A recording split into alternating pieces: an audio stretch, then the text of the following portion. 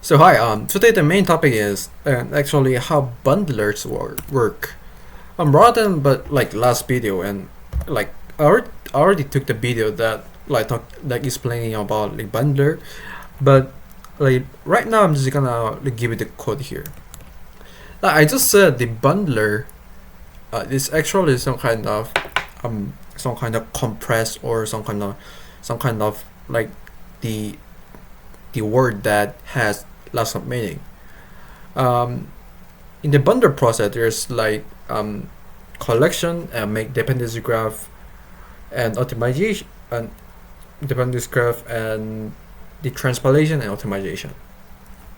And so, but let's try to look at the under the hood. If you look at this kind of my GitHub, and this is the code of here. The first you collect is called a bundle. You collect um, you collect based on your entry point.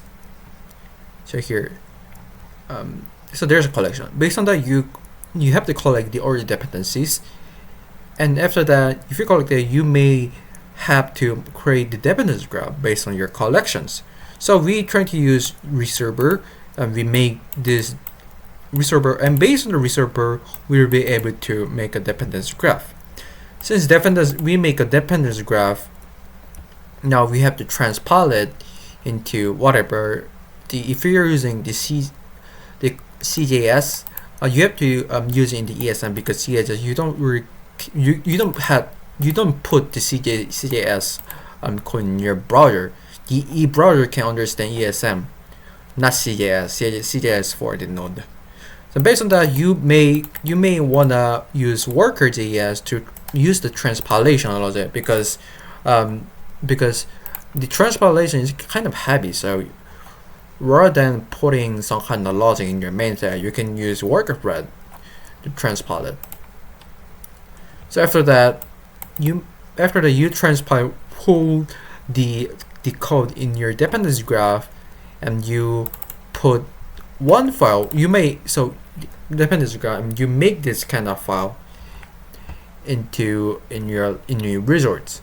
So after that, you have to do the optimization.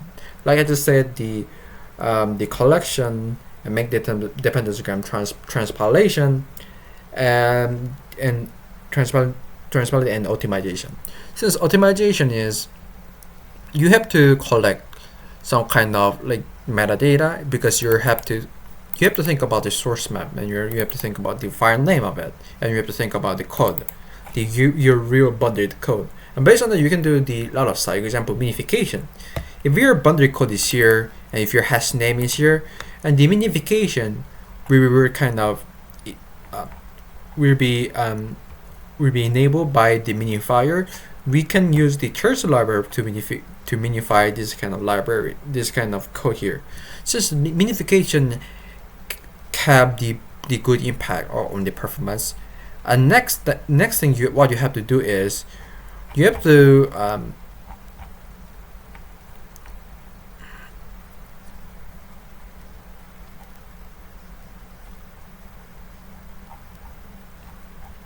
next thing you have to do is the compression. I know minification is kind of like reducing your the file size, because it reducing the space of it. It reduces basically the code line. But however, the more biggest impact is your is the compression. If you look at our our website here, we are hosted via Vercel, and if you look at the network tab, let's try to refresh it. So example, if you're trying to refresh it, look at the header part. Wait. Oh, not this. No, disable cache. Yes. JS. No, not JS. It's already cached, so I cannot really debug. Why is it fetch docs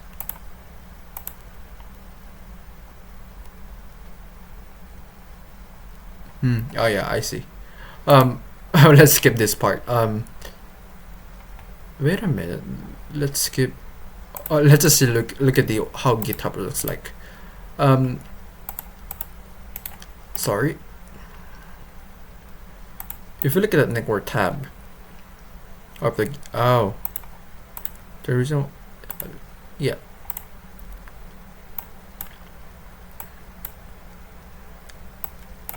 No, never mind. Let's say response header and compression. No, there is no compression. Let's see the JavaScript part.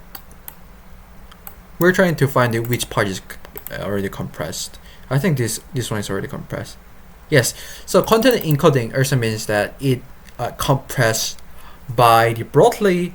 And when we try to receive, when the browser of our client receive it, it will encode via broadly. So what we have to do, because it decodes via broadly, but it encoded by broadly.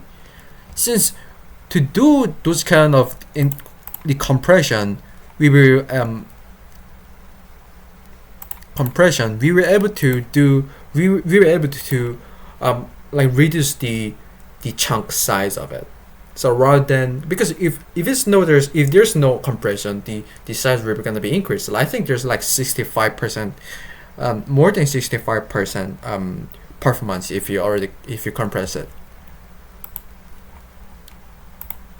So it's kind of really kind of like, how do you improve the performance of the website? You don't try to think about you trying to optimize it via runtime. You can just do it at the build time. You can just use compression using broadly, whatever encoding, and you can rapidly you can really increase the compression ratio, and therefore you have the performance website, and the bundle is doing everything. So I think this is it. This is kind of brief explanation about the bundler, and I just provide the how to do the optimization and the minification. We can use Cursor for it, and also compression. I think there's another library for it for the compression. Yeah, we can just use Broadly library for the compression. So this is it. Have a nice day. See you next time. Bye bye.